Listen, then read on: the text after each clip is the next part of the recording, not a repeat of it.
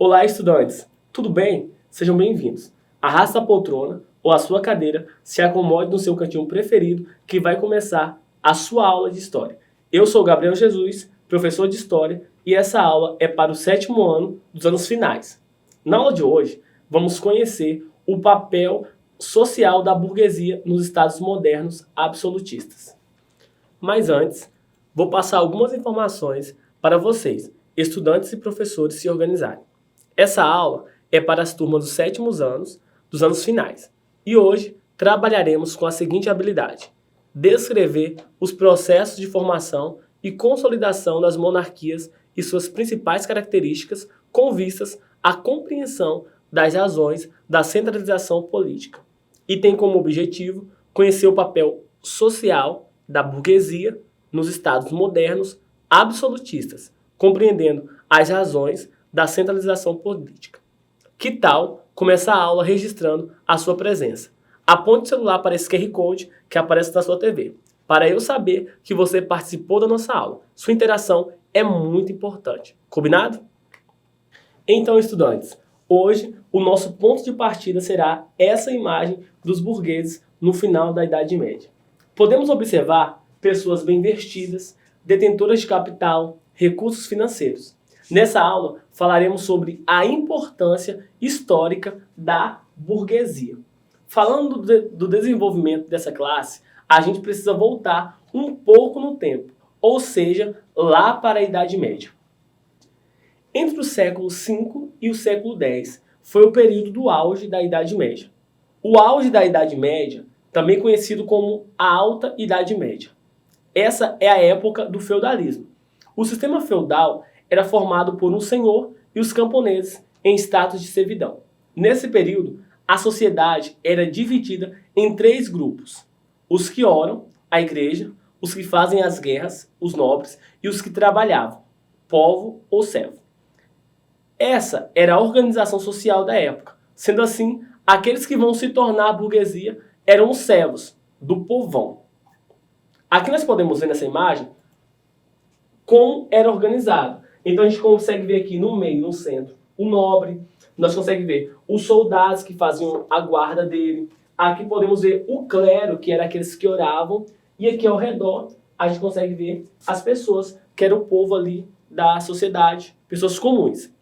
Os grupos sociais eram divididos entre quem possuía terra e quem não possuía. Os nobres eram donos de terra e tinha quem trabalhava na terra deles. Os servos não possuíam terra e eram obrigados a trabalhar na terra dos outros nobres. Essa era uma estrutura social da época, daí não passava. Então você pode fazer uma junção de Idade Média mais posse de terras igual ao feudalismo. Então que nós podemos ver os servos trabalhando nas terras e o feudo, que é terra. Então, quem dominava o cenário, quem dominava o contexto, os recursos da época, né, o financeiro, eram aqueles que tinham propriedades, que tinham terras. Porém, essa organização social vai sofrer algumas mudanças.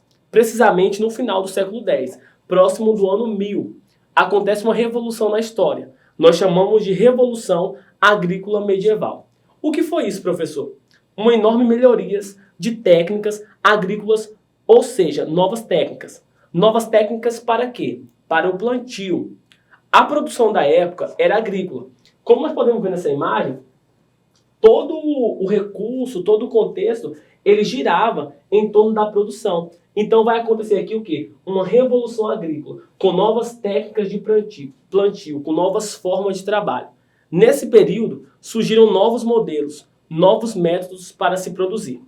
Além de equipamentos novos, um fundamental historicamente relevante é o chamado charrua. O arado, eles passaram a usar. Essa invenção surgiu na antiguidade, mas eles usavam de volta o uso da roda d'água. Eles também estruturaram a divisão da área do plantio em algumas áreas. Enquanto uma área produz tal alimento, outra terra vai descansando. Isso fez com que a terra produzisse mais alimentos. Nesse período, os servos também começaram a utilizar áreas que não eram úteis para o plantio.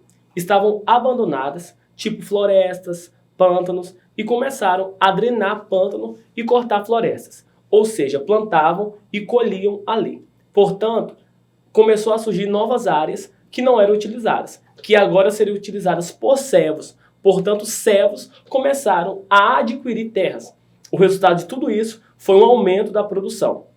O que ia de alimento para o nobre continuou indo igual, só que eles tiveram mais alimentos e os nobres nem se deram conta a princípio. Então aqui nós podemos ver os servos explorando essas novas terras, né? Então vai aumentar a produção de alimentos. Então o servo ele vai começar a ter terras também, porque ele está buscando novas terras, né? Pântanos, florestas, vai aumentar a produção do servo e o nobre não vai perceber porque está indo igual para ele e mesmo assim está rendendo para o servo aqui no campo. Com esse aumento de alimentos, eles começaram a fazer trocas. Essas trocas, ao longo do tempo, se transformaram no comércio. Os comerciantes começaram a ir de um lugar para o outro, a princípio para trocar, mas depois para vender e comercializar. E nas rotas, no meio do caminho de ir e vir, surgiram feiras, feiras que se tornaram burgos e que depois se tornaram cidades. Professor, mas o que é um burgo? Burgo é uma feira que cresce um pouco e vira uma pequena cidade. Uma cidade medieval. Mas como há comércio, há também riquezas. Eles construíram muros em volta das cidades e por isso a cidade era chamada de burgo. E o homem que liderava o burgo era aquele servo, aquele servo e que se transformou em comerciante ou burguês. Então aqui nós podemos ver as características de um burgo. Era uma pequena cidade medieval, que existia ali comércio, existia ali recursos, porém ela está protegida com muros, porque aqui dentro há recurso, há um comércio. A Alta Idade Média está correlacionada à ideia de servidão. O servo era apenas servos. Já na Baixa Idade Média, vamos presenciar o desenvolvimento do comércio. E qual foi a consequência desse desenvolvimento? Sem dúvida, o enriquecimento. Portanto, no final da idade, surgiu uma classe nova. Esse grupo se beneficiou de uma série de eventos históricos. A burguesia foi a classe que se especializou no comércio. Porém, a atividade econômica da época era a agricultura. Toda a sociedade era fundamentada na agricultura. Mas os burgueses desenvolveram o comércio, que teve um papel histórico fundamental. Conforme a burguesia crescia, o comércio também crescia. Então aqui, nós estamos vendo na primeira imagem um exemplo de servos e na segunda imagem um exemplo de burguesia. O que diferencia aqui, professor? Aqui nós estamos vendo o servo fazendo comida, cozinhando, aqui já está tratando um animal. Então aqui é o exemplo de servidão, o trabalho ali, né, manual para o seu senhor. Aqui na burguesia já estamos vendo uma elite, né, cuidando dos recursos financeiros do seu comércio, de trocas.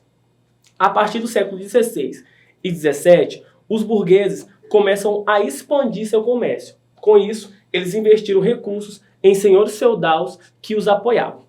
Ou seja, se um burguês chegasse em um território e o senhor feudal daquele lugar o apoiasse, ele financiava a criação de um exército. O senhor feudal passou a ter um exército pesado com a grana do burguês. Com esse exército, era possível tomar novas terras, assim o burguês poderia comercializar facilmente. E uma coisa muito importante aqui, nesse momento ficou estabelecida uma moeda em comum. Isso facilitou ainda mais o comércio. Assim podemos concluir que o surgimento da moeda fortalece o comércio, pois naquela época cada feudo tinha uma moeda. Isso dificultava o comércio. Imagine se cada município do nosso estado tivesse uma moeda diferente. Com certeza, a nossa economia não seria tão forte. Então, a imagem do rei agora vai estar atrelada a esse poder real, porque o rei ele vai ter um forte exército financiado por esse burguês. Bem, nesse contexto de investimento em exército, domínio de mais terras e fortalecimento da burguesia, foi aí que surgiram os estados nacionais, com idioma próprio, moeda própria, cultura em comum, porque aquele senhor feudal que acabamos de comentar acabou dominando todo o território e se tornou rei com poder